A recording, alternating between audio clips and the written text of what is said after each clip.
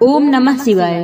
प्रिय भक्तजनों, आज मैं आपको भगवान शिव जी की एक कथा का श्रवण करा रही हूँ, जिसके माध्यम से आप जानेंगे कि मनुष्य के जीवन का सबसे बड़ा पुण्य और सबसे बड़ा पाप क्या है। अगर आप यह प्रेरणादायक कथा सुन रहे हैं तो पूरा सुने, इसे आधा अधूरा छोड़कर जाने की गलती ना करें। इस पवित्र कथा के माध्यम से आप भगवान शिव से नई सीख प्राप्त करेंगे। इसलिए इस पवित्र कथा को पूर्ण भाव और निष्ठा के साथ सुने और भगवान शिव का आशीर्वाद प्राप्त करें। तो चलिए कथा को प्रारंभ करते हैं। महादेव कहते हैं, मनुष्य अपने जीवन में कभी न कभी जाने अनजाने कोई न कोई पाप करता है। भूलवश किए जाने वाले पाप का प्रायश्चित करने पर देवता उसे माफ कर देते हैं, लेकिन जानकर किए जाने वाले पाप कर्म का इंसान को दंड भुगतना ही पड़ता है। जीवन में किए जाने वाले पाप के बारे में मान्यता है कि जब आप उसे कर रहे होते हैं तो उसे कोई न कोई देख रहा होता है। खास बात यह भी है कि आप इसे जितना छिपाते हैं यह उतना ही बढ़ता है। ऐसे में इंसान को भूलकर भी पाप कर्म नहीं करना चाहिए। जिस प्रकार आग आग को बुझा नहीं सकती, उसी प्रकार पाप पाप का शमन नहीं कर सकता है। मनुष्य अकेला पाप करता है, लेकिन उसका दुख दूसरे लोग भी उठाते हैं, लेकिन उस पाप के दंड का भागीदार सिर्फ पाप करने वाला ही होता है।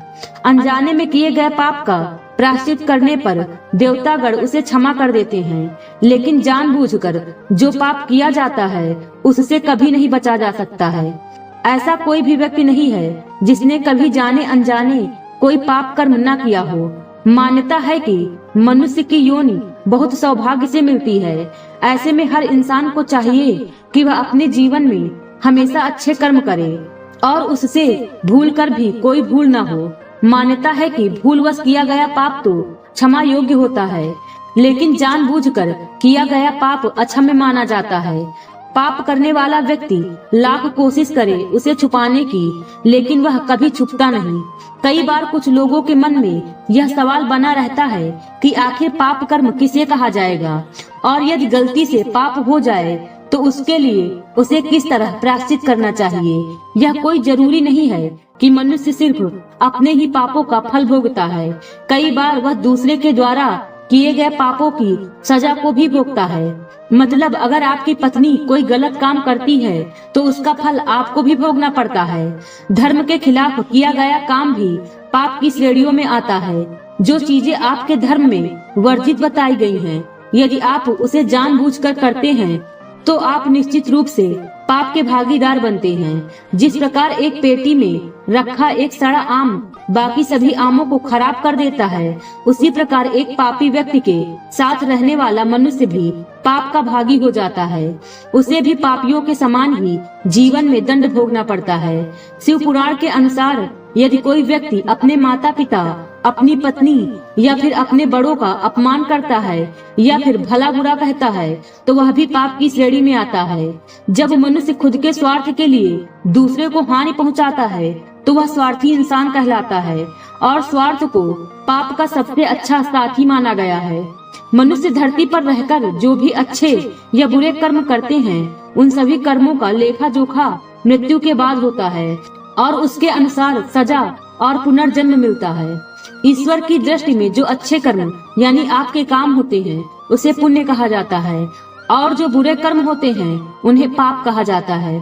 पुराणों में कई अच्छे और बुरे कर्मों के बारे में बताया गया है। गरुड़ पुराण और कठोपनिषद में तो यह भी बताया गया है कि मनुष्य को अपने पाप कर्मों के कारण मृत्यु के बाद अलग अलग तरह के पापों के लिए कौन कौन सी अलग अलग सजाएं दी जाती हैं।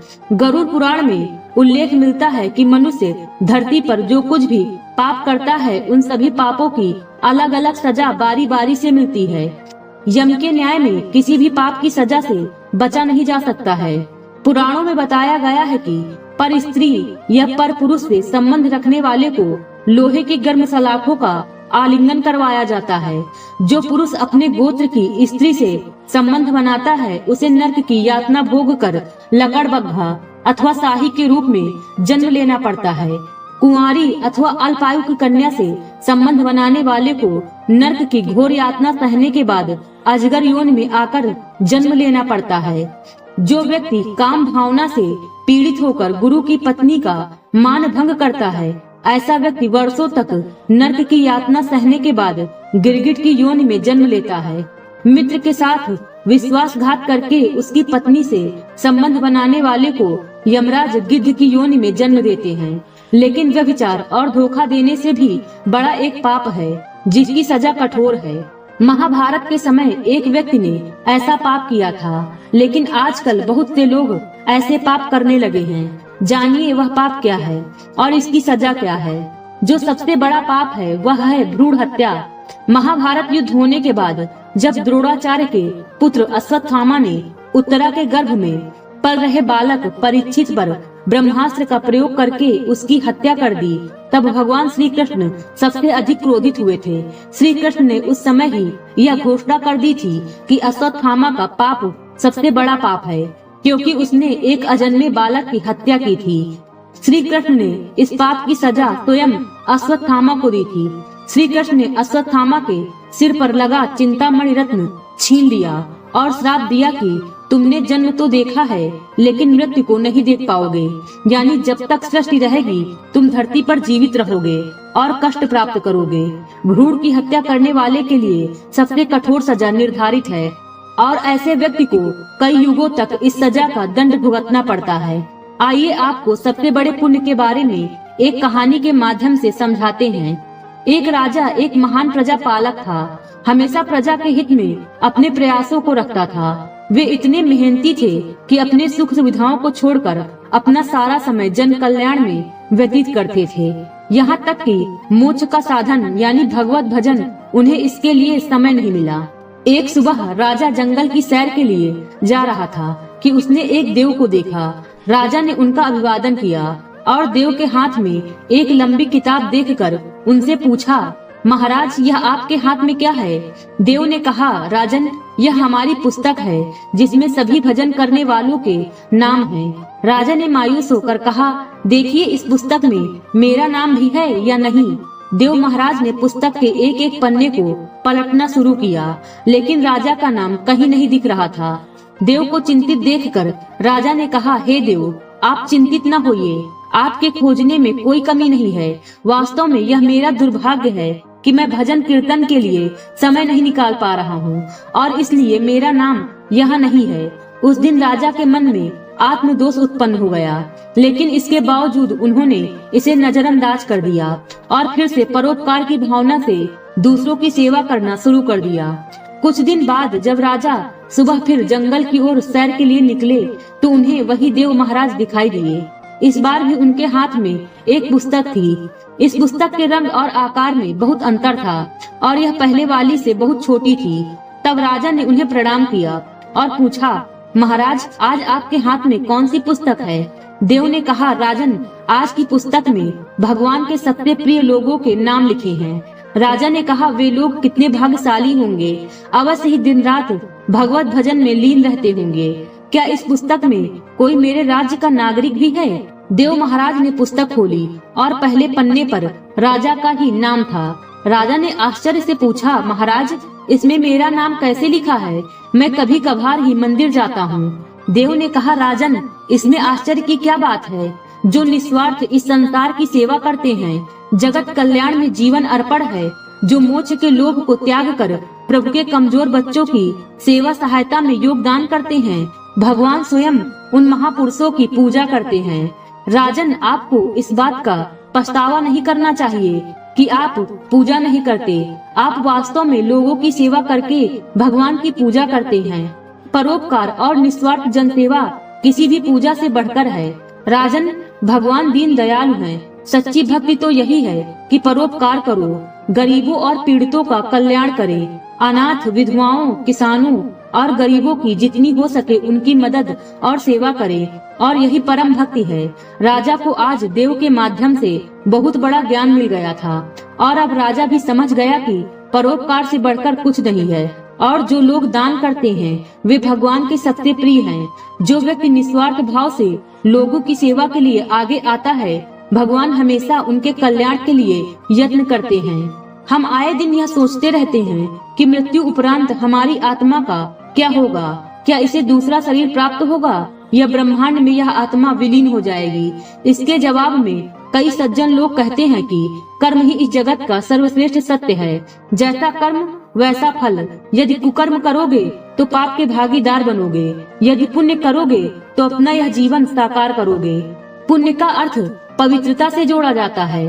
पुण्य से तात्पर्य है कि जिसका हृदय निश्चल व उदार चित्त होता है तथा जिसके हृदय में दूसरे के प्रति पवित्रता की अभिव्यक्ति होती है, वह पुण्य कहलाता है। किसी भूखे को भोजन कराना, चाहे वह मनुष्य हो या जानवर, अपने सच्चे हृदय से उनको भोजन कराना, यह पहला सबसे बड़ा पुण्य है। निराश्रित मनुष्य या जानवरों को आश्रय देना, यह दूसरा सबसे बड़ा पुण्य है। यदि आपके पास न भोजन है और न धन है किसी को दान करने के लिए, तो आप अपनी निर्दोष वाणी से व अपने मधुर शब्दों से अन्य के दुखों को सुख में परिवर्तित कर सकते हैं, अर्थात उन्हें सुख पहुंचा सकते हैं। अपने से बड़ों व छोटों के प्रति नम्रता पूर्ण व्यवहार रखना, यह सबसे बड़ा पुण्य है। बड़े बुजुर्गों के चरण स्पर्श करने मात्र से ही आपके पाप पुण्य में बदल जाते हैं। हृदय में सभी प्राणियों के प्रति सुख की भावना रखना और अहिंसा का पालन करना बड़ा पुण्य है। इस धरती पर मनुष्य का सबके साथ लगाव है, चाहे प्रकृति की बात करें या जानवरों की। यह लगाव कहीं न कहीं लाभ या फायदे का लगाव है, क्योंकि मनुष्य की प्रकृति है कि जो चीज उसे फायदे की लगती है उसे वह उसी समय अपना लेता है, तथा जो चीज उसे फायदा नहीं पहुंचाती उसे वह कूड़े के ढेर में ढेर कर देता है। आधुनिक समय में इस दुनिया में मनुष्य को सबसे ज्यादा किफायती जो चीज लगती है वह है धन और दौलत। और अधिकतर मनुष्यों की सोच होती है कि जिनके पास दौलत है वह ज्यादा अच्छा कर्म कर पाते हैं और पुण्य कमा पाते हैं। गरीब लोग तो पुण्य नहीं कर पाएंगे, परंतु यह सोच गलत है। सत्यता यह है कि धन जोड़ने से अपवित्रता आती है और धन का परित्याग करने से पवित्रता आती है। सच्चे अर्थों में वही धन पवित्र माना जाता है जो अच्छे कार्यों में विनियोजन हुआ हो, और अच्छे कार्यों का फल पुण्य होता है। सत्य की राह में चलने वाले की निंदा बुराई अवश्य होती है, इससे घबराना नहीं चाहिए। यह आपके बुरे कर्मों का नाश करती है। जहाँ आपके लिए निंदा और बुराई हो वहाँ आपके बुरे कर्मों का नाश हो जाता है। स्वयं को ईश्वर को समर्पित कर दो। यह जीवन जैसा भी है उनका दिया हुआ है। तुम्हारे पास जितने भी साधन संसाधन हैं वह उनकी कृपा का प्रभाव है। तुम जिसका भोग कर रहे हो वह सब ईश्वर का है। ऐसे विचार के साथ कर्म करो, जीवन यापन करो, जीवन सुखमय होगा। कोई व्यक्ति तुम्हें दुख नहीं देता, बल्कि तुम्हारे कर्म उस व्यक्ति के द्वारा दुख के रूप में प्राप्त होते हैं। आज की वीडियो में बस इतना ही। उम्मीद है वीडियो पसंद आई होगी। इस वीडियो में बोलते समय कोई त्रुटि हुई हो तो क्षमा करें। वीडियो पसंद आई हो तो वीडियो को लाइक और शेयर करें और चैनल को सब्सक्राइब कर दें, और कमेंट बॉक्स में हर हर महादेव लिखना बिल्कुल न भूलें। मिलते हैं अगले वीडियो में। खुश रहिए और खुशियाँ बांटते रहिए। हर हर महादेव।